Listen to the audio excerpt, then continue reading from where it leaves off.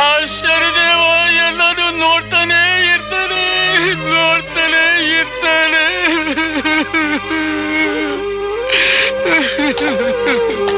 ಹಸು ಹೊಟ್ಟೋಗ್ಬಿಟ್ಟಿತ್ತು, ಈ ಪರ್ಸ್ ಸಿಕ್ತಲ್ಲ, ಆ ಖುಷಿಯಲ್ಲಿ ಹೊಟ್ಟೆ ಹಸು ಜಾಸ್ತಿ ಆಗಿರ್ಬೇಕು. ಹೌದೌದು. ಏಂಟಿನ ನಿಜ ಹೇಳ್ಬೇಕು ಅಂದ್ರೆ ನಂಗೆ ಸ್ವಲ್ಪನೂ ಹಸುವಾಗ್ತಿಲ್ಲ ತಾತ. ಇನ್ನು ನಿನಗೆ ಗಾಬರಿ ಕಡಿಮೆ ಆಗಿಲ್ಲ ಅಂತ ಕಾಣುತ್ತೆ. ಒಂದು ಹೇಳ, ಇದ್ರಲ್ಲಿ ನೀನ್ ಮಾಡಿದ್ದೇನೂ ಇಲ್ಲ, ಎಲ್ಲ ಗ್ರಹಗತಿಗಳ ಫಲ. ಗ್ರಹಗಳೇ? ಇದ್ರಲ್ಲಿ ಗ್ರಹಗಳ ವ್ಯವಹಾರ ಏನ್ ಬಂತು? ವ್ಯವಹಾರ ಇದೆ, ಇವೆಲ್ಲ ಖಗೋಳದ ಪ್ರಕ್ರಿಯೆಗಳು. ಇವಕ್ಕೆಲ್ಲ ವೈಜ್ಞಾನಿಕವಾಗಿ ಆಧಾರಗಳಿವೆ. ಪ್ರತಿಯೊಂದು ಜೀವಿಯಲ್ಲೂ ಜನ್ಮ ಮತ್ತು ರಾಶಿಗಳ ಮೇಲೆ ನವಗ್ರಹಗಳ ಪ್ರಭಾವ ಇದ್ದೇ ಇದೆ. ನವಗ್ರಹಗಳ ಗುಣಕ್ಕೂ ಭೂಮಿಯ ಆಕರ್ಷಣೆ ವಿಕರ್ಷಣೆಗೂ ಒಂದು ರೀತಿಯ ಸಂಬಂಧ ಇದೆ. ಈಗ ಚಂದ್ರನ ಪ್ರಭಾವನೇ ತಗೊಳ್ಳಿ. ಪೌರ್ಣಮಿ ರಾತ್ರಿಯಲ್ಲಿ ಸಮುದ್ರದ ನೀರು ಉಕ್ಕತ್ತೆ. ಚಂದ್ರನ ಪ್ರಭಾವ ಎಷ್ಟಿರುತ್ತೆ ಅಂತಂದ್ರೆ ಸಮುದ್ರದ ಅಲೆಗಳು 8 ರಿಂದ 10 ಅಡಿ ಹತ್ರಕ್ಕೆ ಇರುತ್ತವೆ. ಬೆಳಗಾದ ತಕ್ಷಣ ಸಮುದ್ರ ಶಾಂತವಾಗಿ ಹೋಗುತ್ತೆ. ಹೌದು, ಅದು ನನಗೆ ಗೊತ್ತು. ಒಂದು ಗ್ರಹದ ಶಕ್ತಿ ಗಾಳಿ ನೀರಿನ ಮೇಲೆ ಅಷ್ಟು ಪ್ರಭಾವ ಬೀರಬೇಕಾದ್ರೆ ಮನುಷ್ಯನ ಮೇಲೆ ಪ್ರಭಾವ ಬೀರದೇ ಇರಕ್ಕಾಗತ್ಯೆ? ಮನುಷ್ಯ ಕೂಡ ಪಂಚಭೂತಗಳಿಂದಲೇ ಉಂಟಾಗಿರೋನು. ಜಲ, ಅಗ್ನಿ, ವಾಯು, ಭೂಮಿ ಮತ್ತು ಆಕಾಶಗಳೇ ಆ ಪಂಚಭೂತಗಳು. ಇವಕ್ಕೆಲ್ಲ ವಿಜ್ಞಾನದ ಆಧಾರ ಇದೆ. ಆದ್ರೆ ನನ್ ಪರ್ಸ್ ಕಳ್ದು ಹೋಗಿತ್ತು. ನಾನು ಆ ಸ್ವಾಮೀಜಿ ಮೇಲೆ, ಆ ಬಿಖಾರಿ ಮೇಲೆ ರೇಗಾಡಿದ್ದಕ್ಕೂ ಶನಿ ಗ್ರಹಕ್ಕೂ ಅಥವಾ ಬೇರೆ ಗ್ರಹಕ್ಕೂ ಏನ್ ಸಂಬಂಧ? ಇದೆಮ್ಮ, ಇದೆ. ನಾವ್ ಇನ್ನೊಬ್ಬರ ಮೇಲೆ ಪ್ರಯೋಗಿಸಿದ ವಿಚಾರ ಹಿಂತಿರುಗಿ ಬರುತ್ತಾ? ಖಂಡಿತ ಬರುತ್ತೆ, ಆದ್ರೆ ರೂಪ ಬದಲಾಯಿಸ್ಕೊಂಡು ಬರುತ್ತೆ. ನಾವು ಒಂದು ಒಳ್ಳೆ ವಿಚಾರನ ಪ್ರಯೋಗಿಸಿದ್ರೆ ಅದ್ರ ಮೇಲೆ ಗ್ರಹಗಳ ಕಿರಣ ಬಿದ್ದು ಒಳ್ಳೆ ಪರಿಣಾಮ ಹೊತ್ತು ಹಿಂತಿರುಗತ್ವೆ. ಇದು ನಮ್ಮ ಋಷಿಮುನಿಗಳು ಮಾಡಿದ ಜಪತಪಗಳ ಫಲದಿಂದ ನಿಶ್ಚಿತವಾಗಿದೆ. ಜೀವನ ವ್ಯವಹಾರದಲ್ಲಿ ಒಳ್ಳೆಯದನ್ನೇ ಆಲೋಚಿಸಬೇಕು, ಅದರಿಂದ ಒಳ್ಳೆ ಪರಿಣಾಮಗಳೇ ಉಂಟಾಗತ್ವೆ. ಒಳ್ಳೆಯ ವಿಚಾರಗಳ ಮೇಲೆ ಗ್ರಹಗಳ ಕಿರಣಗಳು ಮಂಗಳಕರ ಪ್ರಭಾವವನ್ನೇ ಬೀರುತ್ತವೆ. ಕೆಟ್ಟ ಆಲೋಚನೆಗಳ ಮೇಲೆ ನವಗ್ರಹಗಳ ಕ್ರೂರ ಪ್ರಭಾವವೇ ಬೀರುತ್ತೆ. ಕ್ರೋಧ, ಕ್ಷುಧೆ, ಅಶಾಂತಿ, ಸೇಡು ಮುಂತಾದವುಗಳ ಸ್ವಿಚ್ಚು ಶನಿದೇವನನ್ನು ಜಾಗೃತಗೊಳಿಸುತ್ತವೆ. ಶನಿಗ್ರಹ ಅಂದ್ರೆ ಕೇವಲ ಶನಿ ಪ್ರಭಾವ ಮನುಷ್ಯನ ಕಷ್ಟ ಕೊಡೋಕೆ ಮಾತ್ರ ಅಲ್ಲ, ಆ ಮನುಷ್ಯನ ಅಹಂಕಾರವನ್ನು ಹೋಗಲಾಡಿಸಿ ಅವನ ಸರಿದಾರಿಗೆ ತರೋ ಶಕ್ತಿನೂ ಅದಕ್ಕಿದೆ. ಏನು ಅಂದ್ರೆ ಅಡಿಗೆ 6 ಅಕ್ಷತೆ ಆಗ್ತಾ ಇದೆ, ಕಥೆನ ಆಮೇಲೆ ಹೇಳೋರಂತೆ. ಎಲ್ಲರೂ ಊಟಕ್ಕೆ ಬನ್ನಿ. ಬನ್ನಿ ಬನ್ನಿ, ಊಟ ಮಾಡೋಣ. ರಘು, ನಿನ್ ಕಂಪ್ಯೂಟರ್ ಬಿಸ್ನೆಸ್ ಹೇಗೆ ನಡೀತಾ ಇದೆಯಪ್ಪ? ಎಲ್ಲಿ ನಡೀತಿದೆ ತಾತ? ಗೊಂದಲದಲ್ಲಿ ಸಿಕ್ಕಿ ನಿಂತೋಗ್ಬಿಟ್ಟಿದೆ. ಈ ಬಿಸ್ನೆಸ್ ಅನ್ನೋದು ಒಂಥರ ಮುಳ್ಳಿನ ಹಾದಿ ಇದ್ದಾಗೆ. ನಡೆದು ಸುಸ್ತಾಗ್ಬಿಟ್ಟಿದ್ದೀನಿ. ಹಾಗನ್ಬೇಡಪ್ಪ, ಸುಸ್ತಾಗಬಾರ್ದು, ನಡೀತಾನೇ ಇರಬೇಕು. ನಡೀತಾ ಇರೋದೇ ಜೀವನ. ನಡೀತಾ ನಡೀತಾ ನಿನ್ ಗುರಿ ಸಿಕ್ಕೇ ಸಿಗತ್ತೆ, ಆದ್ರೆ ನಡೀತಾ ಇದ್ರೆ ಮಾತ್ರ. ಕೇಳಿದ್ರ ಮಗು ಏನ್ ಹೇಳ್ತಿದೆ ಅಂತ? ಲಂಡನ್ ನಲ್ಲಿ ಇವಳು ಇಷ್ಟು ರುಚಿಯಾದ ಊಟ ಮಾಡೇ ಇರ್ಲಿಲ್ವಂತೆ. ನಾನ್ ಮಾಡಿದ ಅಡಿಗೆ ಇವಳು ಹಿಡ್ಸುತ್ತೋ ಇಲ್ವೋ ಅಂತ ಚಿಂತೆ ಆಗೋಗಿತ್ತು. ಹೌದು ತಾತ, ಲಂಡನ್ ನಲ್ಲಿ ಇಂಡಿಯನ್ ಊಟಕ್ಕೆ ಫೇಮಸ್ ಆಗಿರೋ ನಮ್ 5 ಸ್ಟಾರ್ ಹೋಟೆಲ್ ನಲ್ಲಿ ಕೂಡ ಇಷ್ಟು ಟೇಸ್ಟಿ ಊಟನ ನಾನ್ ಮಾಡೇ ಇಲ್ಲ. ಏನು, ನಿಮ್ ತಂದೆ ಲಂಡನ್ ನಲ್ಲಿ ಇಂಡಿಯನ್ ಹೋಟೆಲ್ ಇಟ್ಟಿದಾರಾ? ಹೌದು ತಾತ, ಹೋಟೆಲೇ ಏನು, ಲಂಡನ್ ನಲ್ಲಿ ದೊಡ್ಡ ದೊಡ್ಡ ದೇವಸ್ಥಾನಗಳು ಇವೆ. ಅಲ್ಲಿ ಇಂಡಿಯನ್ಸ್ ಮಾತ್ರ ಅಲ್ಲ, ಇಂಗ್ಲಿಷ್ನವರು ಬರ್ತಾ ಇರ್ತಾರೆ. ಅಂದ್ರೆ ಅಲ್ಲಿ ಜನಗಳು ಮೆಲ್ಲೆ ಮೆಲ್ಲಿಗೆ ಧರ್ಮ ಕರ್ಮಗಳ ವಿಚಾರದಲ್ಲಿ ಆಸಕ್ತಿ ವಹಿಸ್ತಿದ್ದಾರೆ ಅಂತಾಯ್ತು. ದೊಡ್ಡ ದೊಡ್ಡ ವಿಜ್ಞಾನಿಗಳು, ಡಾಕ್ಟರ್ಗಳು, ಎಂಜಿನಿಯರ್ಗಳು ಇವರೆಲ್ಲ ಈಚೀಚೆಗೆ ನಮ್ಮ ಕಡೆ ಯಾಕೆ ಕಣ್ತೆರೆದು ನೋಡ್ತಾ ಇದ್ದಾರೆ ಅಂತ ಗೊತ್ತಾ? ನಮ್ಮ ಜೀವನ, ಪ್ರಪಂಚದ ವ್ಯವಹಾರ ಇವುಗಳ ಹಿಂದೆ ಯಾವುದೋ ಒಂದು ಅದ್ಭುತ ಶಕ್ತಿ ಅಡಗಿದೆ. ಅದನ್ನೇ ನಾವು ಭಗವಂತ ಅಂತ ಕರೀತಿರೋದು ಅನ್ನೋ ಭರವಸೆ ಅವ್ರಿಗೆ ಬಂದಿದೆ. ಅದೆಲ್ಲ ಸರಿ ತಾತ. ಈಶ್ವರ, ಧರ್ಮ, ಜ್ಞಾನಗಳೆಲ್ಲ ಇದೆಲ್ಲ ದೇವತೆಗಳ ಕತೆ ಆಯ್ತು. ತಿಳಿದವರು ಅರ್ಥ ಮಾಡ್ಕೋಬಲ್ರು. ಆದ್ರೆ ಸಾಧಾರಣದವ್ರಿಗೆ ಅದರಿಂದ ಏನ್ ಪ್ರಯೋಜನ? ಸಾಧಾರಣದವ್ರಿಗೆ ಅಂತಲೇ ಸರಳವಾದ ಕಥೆಗಳ ಮೂಲಕ ಹೇಳೋ ಒಂದು ವಿಧಾನ ಇದ್ದೇ ಇದೆ. ಜನಪದ ಕಥೆಗಳನ್ನ ಶ್ರೀಸಾಮಾನ್ಯನಿಗೆ ಹೇಳಿದ್ರೆ ಸುಲಭವಾಗಿ ಅರ್ಥ ಮಾಡ್ಕೋಬಹುದು. ಹಾಗಿದ್ರು ಕಾರ್ ರಿಪೇರಿಯಾಗಿ ಬರೋಕೆ ಇನ್ನೂ ಟೈಮ್ ಇದೆ. ಅಷ್ಟರೊಳಗೆ ಒಂದು ಲೋಕಪ್ರಿಯ ಕತೆ ಹೇಳ್ತೀನಿ, ಹೇಳ್ತೀರೇನು? ಹೇಳಿ ಮತ್ತೆ. ಅದೇ ಬ್ರಾಹ್ಮಣನ್ ಕತೆ ತಾನೆ? ಪ್ಲೀಸ್ ಹೇಳಿ ತಾತ, ಕತೆ ಕೇಳೋ ಮೂಡಿದೆ. ಹಾಗಾದ್ರೆ ಕೇಳಿ. ಕಾಶಿ ಅಂತ ಒಬ್ಬ ಬ್ರಾಹ್ಮಣ ಇದ್ದ. ಸೀದಾ ಸಾದಾ ಮನುಷ್ಯ, ಆದ್ರೆ ಮುಗ್ಧ. ಒಂದ್ ದಿವಸ ರಾತ್ರಿ ಅವನ ಕನಸಿನಲ್ಲಿ ಶನಿದೇವ ಕಾಣಿಸ್ಕೊಂಡ. ನಾನು ನಿನ್ನ ಹತ್ರ ಬರಬೇಕು, ನಾಳೆ ಬರ್ತೀನಿ ಅಂತಂದ.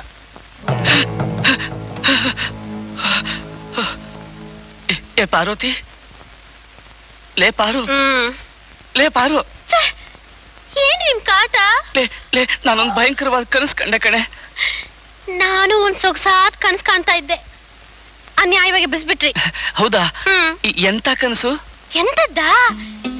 ರೇಷ್ಮೆ ಸೀರೆ ಉಟ್ಕೊಂಡು ಚಿನ್ನದ ಒಡ್ಯಾಣ ಹಾಕೊಂಡು ಕೊರಳು ಕಾಸಿನ ಮಾಲೆ ಹಾಕೊಂಡು ಕೈ ತುಂಬಾ ಚಿನ್ನದ ಬಳೆ ಹಾಕೊಂಡು ಅವ್ರ ಮನೆಗೆ ಹೋಗ್ತಾ ಇದ್ದೆ. ನಾರಾಯಣ ನಾರಾಯಣ, ನಮಗೆ ಯಾಕೆ ಒಡವೆಗಳು ಗೊಡವೆ? ಕನ್ಸಲ್ ತಾನೇ ಕಂಡಿದ್ದು, ಇದ್ರಿಂದ ನಿಮ್ಗೇನ್ ಕಷ್ಟ? ಅಲ್ಲ, ನನಗೆ ನಷ್ಟ ಏನೂ ಇಲ್ಲ. ನಿನ್ನ ಕನಸನ್ನ ನನಸು ಮಾಡೋದು ನನಗೆ ಬಹಳ ಕಷ್ಟ. ಹೋಗ್ಲಿ, ನಿಮ್ದೇನು ಭಯಂಕರವಾದ ಕನಸು? ಏನ್ ಹೇಳಿ, ಆ ಶನಿ ಮಹಾರಾಯ ಕನಸಲ್ಲಿ ಬಂದು ನಾನು ನಿನ್ನ ಹೆಗಲೇರ್ಬೇಕು ಅಂದ. ನಿಮ್ ಹೆಗಲ್ ತಾನೆ? ಸದ್ಯ ನನ್ನ ಹೆಗಲಲ್ವಲ್ಲ. ಲೇ ಲೇ ಲೇ ಲೇ, ಹಾಗನ್ಬೇಡ್ವೆ, ನನ್ನ ಎದೆ ಡವ ಡವ ಡವ ಅಂತಿದೆ. ಏನ್ ಪ್ರಯೋಜನ? ಶನಿ ಮಹಾರಾಜನೇ ಸ್ವತಃ ಹಾಗೇಳಿರುವಾಗ ಅವನ್ ಬರೋದ್ ಖಂಡಿತ. ಈಗೇನೆ ಮಾಡೋದು? ನೋಡಿ, ಪುನಃ ಅವನ್ ಕನ್ಸಲ್ ಬಂದ್ರೆ, ಶನಿದೇವ ಈ ಬಡವನ್ ಮೇಲೆ ದಯ ತೋರಿಸಿ ಸ್ವಲ್ಪ ದಿನ ಮಾತ್ರ ಇದ್ದು ಹೊರಟೋಗಪ್ಪ ಅಂತ ಕೇಳ್ಕೊಳ್ಳಿ. ಈಗ ತೆಪ್ಪಗ್ ಬಿದ್ಕೊಳ್ತೀರಾ? ನನ್ನ ಇದ್ದೇನೆಲ್ಲ ಹಾಳು ಮಾಡ್ಬಿಟ್ರು.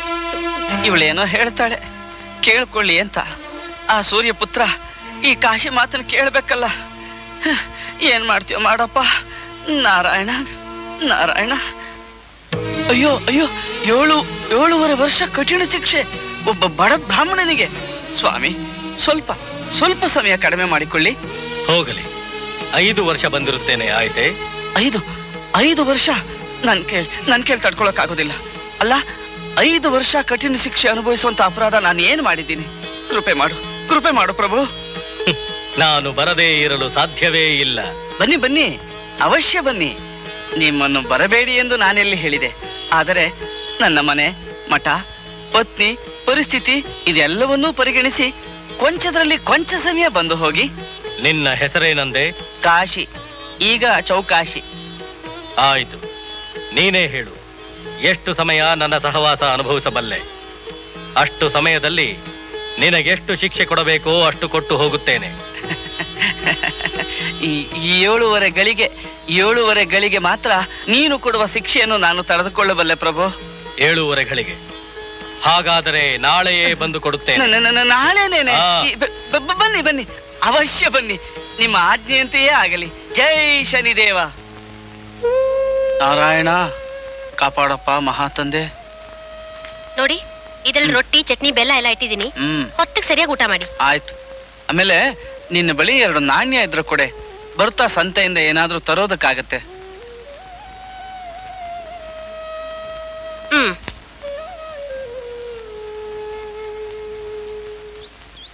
ಲೇ ಪಾರು, ದೂರದಲ್ಲಿ ಹೋಗಿ ರಾಜಧಾನಿ ವನದಲ್ಲಿ ನಾರಾಯಣನ ಜಪ ಮಾಡ್ತಾ ಕೂತ್ ಬಿಡ್ತೀನಿ.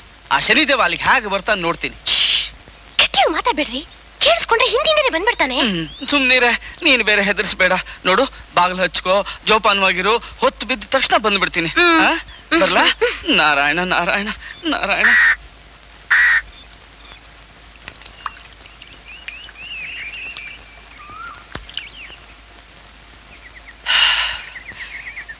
ಬಹಳ ಉಪಕಾರ ಆಯ್ತು. ಬರ್ತೀನಿ. ಏನು ವ್ಯಾಪಾರಕ್ಕಾಗಿ ಹೊರಟಿದ್ದೀರಾ? ವ್ಯಾಪಾರ ಏನೂ ಇಲ್ಲ. ಕನಸಿನಲ್ಲಿ ಶನಿದೇವ ಬಂದು ನನ್ನನ್ನ ನೋಡೋದಕ್ಕೆ ಬರ್ತೀನಿ ಅಂತ ಹೇಳ್ದ. ನಾನು ಮನೇಲಿ ಇದ್ರೆ ತಾನೇ ಅವನು ನನ್ನನ್ನು ನೋಡೋದಕ್ಕೆ ಬರೋದು ಅಂತ ಹೇಳಿ ಮನೆಯಿಂದ ಹೊರಟು ಬಿಟ್ಟಿದ್ದೀನಿ. ಏನು, ಶನಿದೇವ ನಿಮ್ಮನೆ ಬರ್ತೀನಿ ಅಂತ ಹೇಳಿದ್ನಾ? ಹಾಗೇನಿಲ್ಲ, ನಾಳೆ ಬರ್ತೀನಿ ಅಂತ ಹೇಳಿದ್ದ ಅಷ್ಟೇ. ಹಾಗಿದ್ಮೇಲೆ ನೀವೆಲ್ಲೆಲ್ಲಿಗೆ ಹೋಗ್ತಿರೋ ಅಲ್ಲಲ್ಲಿಗೆ ಬರ್ತಾನೆ ಅವನು. ಅವನು ಕಣ್ ತೋರ್ಸೋಕಾಗಲ್ಲ ನಿಮಗೆ. ಹೆದರ್ಸ್ಬೇಡಯ್ಯ, ಮೊದಲೇ ನಾನು ಪುಕ್ಲ. ಭಯಪಡಬೇಡಿ. ಒಳ್ಳೆ ಕರ್ಮ ಕೆಟ್ಟ ಕರ್ಮಗಳಿಗೆ ಫಲ ಕೊಟ್ಟಲ್ಲದೆ ಶನಿದೇವ ನಿಮ್ಮನ್ನು ಬಿಟ್ಟು ಹೋಗೋದೇ ಇಲ್ಲ. ನಾನು ಯಾವ ಕೆಟ್ಟ ಕೆಲಸನೂ ಮಾಡಿಲ್ವಲ್ಲಪ್ಪ. ತಿಳಿದೋ ತಿಳಿದೇನೋ ಏನಾದ್ರೂ ಮಾಡಿರ್ಲೇಬೇಕು. ಅಂಥದ್ದನ್ನು ಮಾಡೋವಾಗ ಇದು ಕೆಟ್ಟ ಕೆಲಸ ಅಂತ ನಿಮಗೆ ಅನಿಸದೇ ಇರಬಹುದು. ಪರಮಾತ್ಮ ಎಲ್ಲಾನು ನೋಡ್ತಿರ್ತಾನೆ. ಅವನಿಗೆ ಒಳ್ಳೇದ್ಯಾವುದು ಕೆಟ್ಟದ್ಯಾವುದು ಅನ್ನೋದು ಚೆನ್ನಾಗಿ ಗೊತ್ತು. ಏನಾಗುತ್ತೋ ಹಾಗೆ ಹೋಗ್ಲಿ, ನಾನು ನೋಡೇ ಬಿಡ್ತೀನಿ. ನಾನಂತೂ ಎಲ್ಲಾದ್ರೂ ವನದಲ್ಲಿ ಕುಳಿತು ನಾರಾಯಣನ್ ಜಪ ಮಾಡ್ತಿರ್ತೀನಿ. ಬರ್ತೀನಿ, ನಮಸ್ಕಾರ. ಸರಿ, ಇನ್ನೊಂದು ಮಾತು. ಶನಿದೇವ ಪ್ರಕೋಪ ತೋರಿದಾಗ ಒಳ್ಳೇದು ಕೆಟ್ಟದ್ದಾಗಿ ಕಾಣುತ್ತೆ. ನಿರಪರಾಧಿಗಳು ಅಪರಾಧಿಗಳಾಗಿ ಬಿಡ್ತಾರೆ.